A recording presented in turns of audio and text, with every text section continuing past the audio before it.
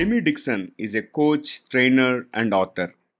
He has worked with ambitious leaders in over 160 multinational companies over the last 10 years. He coaches and trains in both English and Mandarin. He is also conversational in Japanese. He is an IAC accredited coach, a certified tiny habits coach, and also certified in everything DISC. DISC.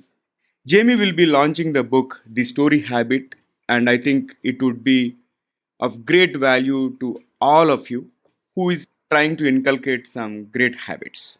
And if we talk a bit about the book, The Story Habit is a manual of the mind for leaders because leaders need to impact, influence, and inspire action, which is possible if they learn how to speak the language of the mind. So, in today's episode, let us talk to Jamie and unleash the power of the story habit. This is the Guiding Voice podcast series, the Guiding Voice for a Better Future. Folks, I'm your host Naveen Samala, just a fellow IT professional on a mission to shape the careers and lives of millions across the globe. Through the Guiding Voice, we drive conversations that matter and the conversations that add value to your life and your career. Successful leaders across the globe share their knowledge and wisdom with the world through the Guiding Voice. And all our audience will acquire more knowledge by tuning into our podcast than any other podcast in this space. Thank you so much for joining me. And we are extremely pleased to have Jamie part of our journey. Jamie, super excited to have you part of today's conversation. Thank you very much for having me. It's very nice to be with you today, Naveen. Yeah, pleasure to have you here, Jamie. And without further ado, let's jump into our conversation. Can you quickly share your career journey with our audience? How did you end up becoming a coach and author? So it was a very windy journey. I graduated from university. I didn't know what I wanted to do with my life. So I decided to be an English teacher, which was an easy thing to do for a native English speaker who's graduated from university. That brought me to China.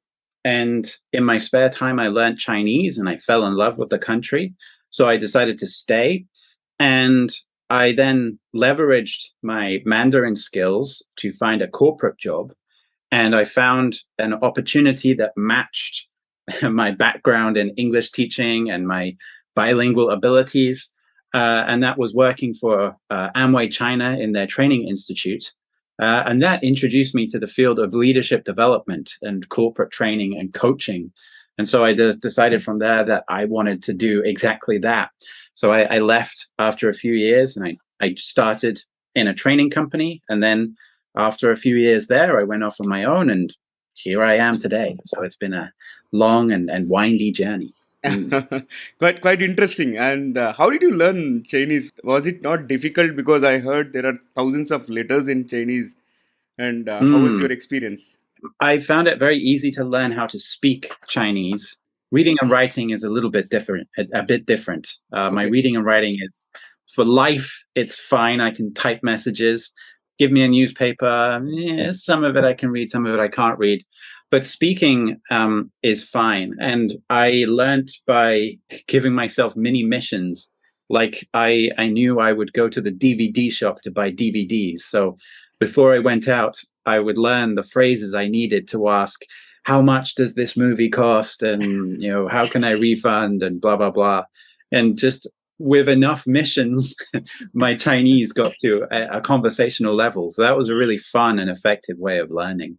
Yeah, that's a wonderful tip. I think we can practice that script before visiting a store. And Jamie, now can you share briefly about the top 3 things that have helped you to be successful in your professional life so far? I'd say the top 1 is experimenting. I love just trying new things and seeing what happens. And a lot of the time you try new things and you open new doors. And that was, coming to China was an experiment. I didn't know what else to do. Had a job opportunity here. So I'll try it and see what happens. And a lot of things happened. And on a smaller scale, when I'm training, sometimes I try new things. I try new games. I try new explanations. I try new topics and I see what happens. And sometimes it doesn't work out, but other times it really works out. So I'd say experimenting is probably my number 1 tip.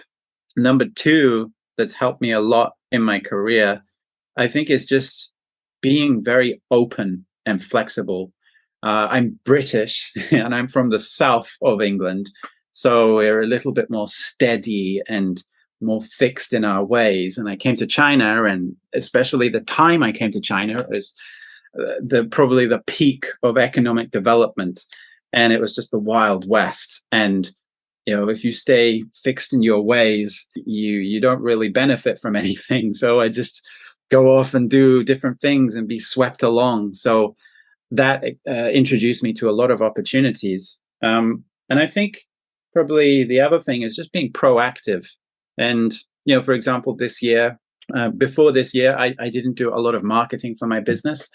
And so I told myself this year, I'm going to do a lot of marketing for my business and see what happens, experimenting again. And I've spent a lot of time writing blogs, doing YouTube videos, doing events, doing podcasts, doing webinars, getting my book out, and so on. And it's through being proactive and creating the time to do those things that I found what works for me and what doesn't work for me. And that helps shape my strategy going forward. So experimenting, being open and flexible, and being proactive has really helped me a lot to get to where I am today. Wow. I think we rarely find people experimenting a lot. In your case, I see that a lot, and it worked well for you. Wonderful. So let's move to the next question. You have coached leaders across 160 countries, right? So I'm really curious, what are some lessons learned in your career, in your coaching journey? Any top observations?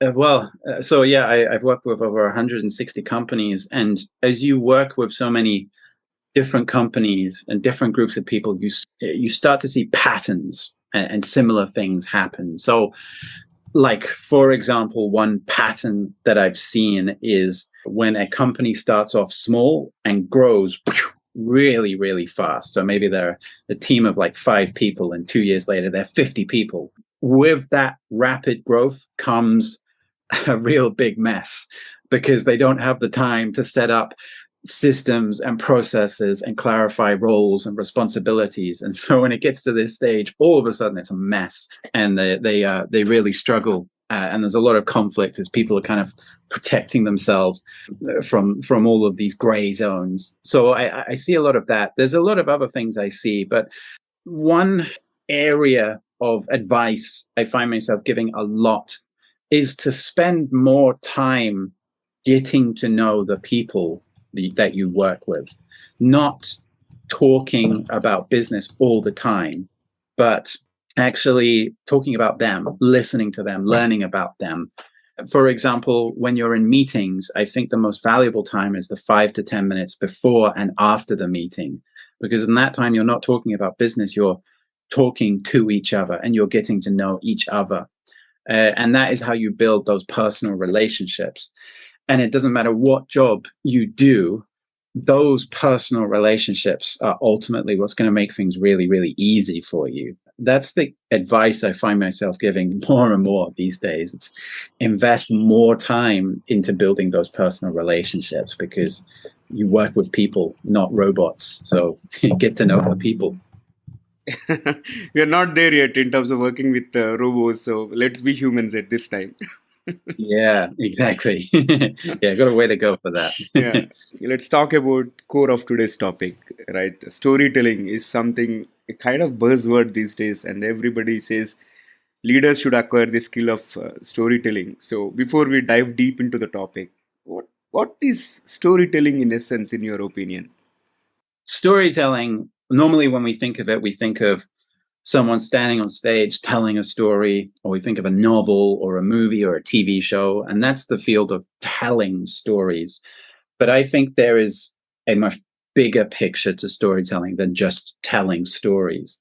I think it's ultimately about shaping the stories that people have, that people believe in. And a lot of the work I do right now, whilst I'm here in China, is with Chinese leadership teams who are really struggling to influence their leaders over in Europe and the US. And the reason they're struggling to influence their leaders is because of the stories their leaders believe in about China. And China does not have a very good reputation right now. And some of that's deserved, some of that's not deserved, and some of that's somewhat deserved. But either way, the stories that people believe in about China affect their behavior and their decisions. And so for me, storytelling is not just telling stories, it's about trying to influence the stories that people believe in. And that's really important if you are a leader, because you've got your vision, you've got your plan, you've got your strategy, and you need your people to believe in that. And you need to shape the stories that people are believing in about that. Or even if you are a business selling to customers, you need to shape the stories your customers believe in about your business and your products and services. So it's an essential skill, actually, for business. And there's a lot more to it than just telling stories. There's lots of ways of using it. Mhm. How businesses can benefit from this storytelling? Well, storytelling ultimately helps businesses with value, because value is always subjective. So if I have a painting by Vincent van Gogh and a replica by a student, you look at them and they look exactly the same, but you put both up for auction. Obviously, the Vincent van Gogh painting is going to sell for so much more. And the only difference is the story. It was by Vincent van Gogh. And that's a story. And your business, the value of your products and services ultimately depend on the stories that people believe in about it. I think luxury brands, for example, are all about stories. They've got products that probably didn't cost that much to make, but through marketing, they are causing customers to believe that this bag represents status. This jacket is my identity. And they're really shaping those stories that people believe in. So that's why it's so important for business. And the businesses that are really good at shaping those stories are the most famous businesses in the world: Apple, Coca-Cola, McDonald's, etc. Whereas the businesses that are not very good at shaping those stories, no one's heard of them. So it makes a huge difference to business. What is your favorite story of among all these luxury brands? I'm really curious. Yeah, one story that comes to mind at the moment, a very recent one, is Patagonia and the brand Patagonia, and they recently sold themselves to the fight against climate change. I'm not exactly sure how they are doing that or will do that, but I think that's an incredibly inspiring story that is needed right now. And first of all, that shows the world what Patagonia ultimately values. And they value the environment. They value it so much that they've made the environment their sole shareholder, apparently. So it tells that story, but it also tells a story that other businesses can aspire to. It tells a story of being the first big business to do what every big business needs to do. And so it tells the story of being a pioneer, of being a hero, of being caring for the environment and leading the way. It tells so many stories. And that's just through one simple action. So I think that is a really good and timely example, actually. No, great. Thank you for sharing that story. And Jamie, now can you briefly talk about your book, The Story Habit? Yeah, thank you. So, yeah, my book, The Story Habit, is ultimately all about how to tell stories and shape stories and develop that storytelling skill by mastering certain habits. And so there's a few parts to this. One is a framework that the whole book is based around, called Relate, Challenge, Resolve. And the idea of Relate, Challenge, Resolve is that any story always starts with a character and a situation the audience can relate to. As you watch Disney movies or read a novel or whatever, there's something about the character that relates to you. Maybe they have personality traits similar to you. Maybe they have beliefs similar to you. Maybe they're experiencing things similar to what you've experienced. And as you relate to them, you start to develop empathy for the character, and you start to imagine yourself being the character, and that really sucks you into the story. So the relate part is really, really fundamental to a story. And as the story sucks the audience in, they're now immersed in the story, and then things need to start happening. So the second part, challenge. A principle about storytelling is that the story is never about life as normal. A story is always about change, and something changes in the world, in the story world, and that creates challenges for the character. And those challenges create pains, which the audience feel because they're feeling empathy. So that challenge part is about a change happens, and that created a challenge for the character. In the end is the resolution. And the audience want to see how they resolve that. And sometimes the character resolves it and there's a happy ending. Sometimes there's not. But there's always an attempt to resolve something. And so these are the three parts of any story that you'll see. It always starts by relating, and then challenging, and then resolving. And it just so happens that this framework you can use in exactly the same way for shaping the stories people believe in, which is ultimately about influencing and persuasion. And so when you want to influence or persuade people, what most people do is they go straight to challenge. And they say, you're wrong, I'm right, and here's why I'm right and why you're wrong. But what we should really do instead is start by relating to them, and start by listening to them and learning more about their beliefs, their motivations, their experiences, why they think this way, and so on. And when we say things, we need to be able to say them in a way that people can relate to, and especially saying things that people agree with. What we're ultimately looking for when we're trying to relate is people nodding their heads. When they nod their heads, that's a sign that we're relating. And when we relate enough, then we can start challenging the story that they believe in right now. And we can point out how that story is not serving them, and how a better story will serve them even better. And then challenging, if we do that successfully, will change their minds, will get them to think differently and be open to new ideas. And then we can move on to resolving, which is all about removing the barriers to action so that they just take action. And resolving is ultimately, so it's about action and it's about change. But most of the time when people talk about change, they talk about, change is a journey, and they talk about the destination. We're going to lose weight. Or they talk about the path to the destination, do more exercise. But what hardly anyone talks about is the next step. And that's the most critical thing, because that's the thing holding people back from that path. And maybe the next step is finding an exercise that fits your needs and that you enjoy and that you can sustain. And that's what resolving is all about. So relate, challenge, resolve works for telling stories and for shaping the stories people believe in. And for each part of relate, challenge, and resolve, I have a number of habits that I list in the book to help develop the skills of relating, challenging, and resolving. No, it's so nice that I'm able to imagine, go back about a movie that I watched recently, and I'm able to relate to it. And it makes sense actually, like relate, challenge, and result. All right, great insights. And how about inculcating the habit of storytelling? Because many times we attend these sessions on storytelling and all, but when it comes to inculcating it as a habit becomes difficulty. So how do we overcome that?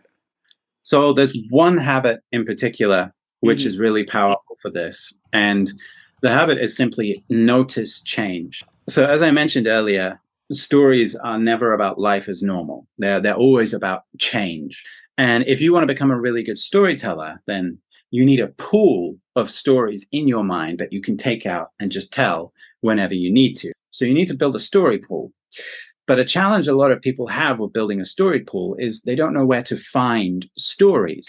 And this is where noticing change comes in, because wherever there is a change, there's a story there. For example, you get on the subway to go to work and then the subway breaks down. Or you come to work and then something's happened with your customer and they've had to cancel a massive order. Or you get home and you cook your dinner and you discover that actually the rice has been eaten by a rat and you can't eat your dinner now. Whenever there is a change, there's a story in that change. And so if you develop a really sensitive radar for noticing the changes that happen in your day-to-day life, you'll suddenly accumulate a massive pool of stories. There'll be so many stories in this story pool. And then the next step is to just take those stories out and use them. And the very first time you tell a story is never going to be the best time. It's probably going to be rubbish. And that's just the way it works. You have to tell the rubbish first to find out what is rubbish about it. And you get feedback from the audience. Maybe they lost interest. Maybe they laughed at this part, but they didn't like this part. And that feedback will tell you how you can change your story going forward. And then you tell your story again and again, and you keep refining till eventually you have a really good story. And think of any famous comedians, for example, and doing a sellout show where they're on stage in front of hundreds or thousands of people. And the stories they tell in this show are not the first time they've told those stories. They've told those stories so many times before, and they've constantly refined and perfected them. And that's literally what the best storytellers do. And all you need to do is just start by noticing the changes that happen in your day-to-day life. And then you'll accumulate a pool of stories, and you can take those stories out and use them, get feedback and refine them. And then you'll have a pool of really well-refined stories. And just as an example, in some of my workshops, I sometimes give people an assignment. Like if we're about to go to lunch and we've just talked about story pools, and I say, your assignment is to find your lunch story and to come back and tell us what happened at lunch. And, most of the stories are rubbish, but occasionally there's one bit of gold in those stories. And but what it does is it increases people's sensitivity. They're always on the lookout for a story. The more sensitive you are to that, the more stories you'll have in your story pool. This is great. I enjoyed every bit of it, and you have given a ready to use framework, which will be quite helpful. And thank you so much for those tips. And this has been great conversation, Jamie. But let's lighten up the mood of our audience. If you're okay, I'm going to kick off a quick rapid fire round. Okay. All right. So all you have to do is just answer them crisply in a word or two. And let me fire the first bullet. What was your childhood fantasy? My childhood fantasy was to have a job swimming with dolphins, which never came true. Interesting. Moving to the next one. What is the best piece of advice that you have received so far? The best piece of advice that I have received so far is to always focus on serving people. And the more you focus on serving people and helping people, the easier life and business becomes as well. So that, and just as an example, if I'm running a workshop, before I got this advice, my focus would be on making sure they liked me. And then I'd sometimes get people who didn't like me and who challenged me. But when I show that I'm here to serve you, people suddenly become a lot more open-minded and they don't challenge me because they know I'm not there to hurt them. I'm there to serve them. So that's been the best piece of advice I've received. Such a profound one. Moving to the next one. Do you correct other people's grammar? No. In fact, I do exactly the opposite.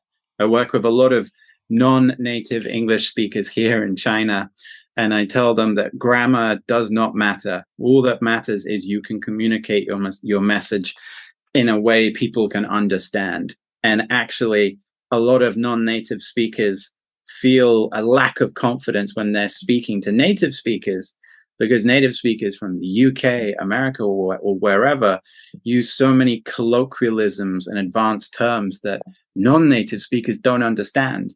And that's the native speaker's problem. They should simplify their English and be more considerate to internationals. Yeah, that's a great tip. In fact, many times what happens is people get conscious the moment you speak to native speakers, right? They get into a mode wherein, am I speaking right? Is somebody observing my grammar? Am I using the right set of words and all that kind of consciousness creeps in, but you shared a wonderful tip. Moving to the next one from the rapid fire. So, Jamie, do you have a bucket list? Do I have a bucket list? Not really, but the things that are most important to me are just to make sure that I am doing things that make me and my family happy and healthy every day. That's all that matters to me. And I actually have a daily checklist that I review, and it includes things like, did I do something to make my wife happy? Did I enjoy giggles and smiles with my kids? Did I look after my body, and so on? So these are things that I focus on every single day. Quite inspiring. Moving to the last one for the rapid fire. What is one electronic gadget that you like to see or invent yourself? What is one electronic gadget I'd like to see or invent myself? Probably one that blocks out any kind of message or notification from social media or anything, and encourages us to spend more time talking to people face to face if we needed one. Maybe, maybe some kind of virus that just shuts down all computers for a few days, something like that. Yeah, especially after the pandemic, people restricted themselves from social interactions, and a lot of things are happening through social media only, but not in the physical space and all. Yeah, I completely resonate with you. Great rapid fire, Mhm. Jamie. Now let's flip back to the mainstream. And before I let you go, one final question for today's conversation: what will be your biggest piece of advice to those aspiring to make it big in their career or life? You can pick either of them. To perhaps the younger people more specifically, I would say, as you are starting your career, say yes to everything until you have too many things, and then start saying no. I'm very pragmatic, and I like the saying that beggars can't be choosers. And at the beginning of your career, most likely you are a beggar. Most likely you don't have a lot of opportunities. And so, whatever opportunity comes your way, say yes to it, and say yes to lots of things until you start to figure out what you are really good at and what really fits you and what you really like.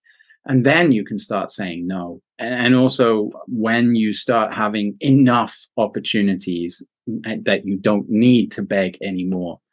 And so that is something I would encourage people starting their careers to do. Be more pragmatic, more opportunist until you really figure out through experience what is best for you.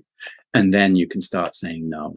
Such a powerful message, and thank you so much, Jamie. I thoroughly enjoyed the conversation, and thank you for your time and insights. Really appreciate it. Thank you. I enjoyed it as well. Thank you for having me. All right, so pleasure to have you, Jamie. And folks, before we move into the trivia section, here is a request to you. In case if you haven't subscribed to us, please subscribe from the app where you have tuned in from. Also, if you have loved this conversation and enjoyed the episode, request you to share with at least 3 of your friends or colleagues who can benefit from the guiding voice. All right. And now let's cruise into the trivia segment of today's episode. And today we spoke a lot about storytelling and the benefits of storytelling. And in fact, Jamie has spoken about his book and the framework about storytelling, which is about relate and then challenge and result. Right? I'm going to extend the conversation about storytelling and share some more tips about that. Storytelling expert Ron Plouffe tells us that most brands set the service or product as the hero, but it is definitely not a good approach. In fact, Jamie has mentioned that we have to put the customer first, right? Likewise, by putting the customer as the hero of the storytelling, it is easier for the customer to relate to the story. And here the brand acts as a mentor, and the product or service is the magical gift the hero will need to defeat the enemy. Interesting, isn't it? That's all for today. And what do you think about storytelling? Feel free to share your thoughts through social media or email. Also, if you have any topic recommendations or guest speakers, you can suggest me through social media or email us at theguidingvoiceforyou@gmail.com. Friends, I'm your host Navin Samala, just a fellow IT professional and a passionate learner on a mission to make a difference in the careers and lives of millions across the globe. Until next time, bye bye. Thank you.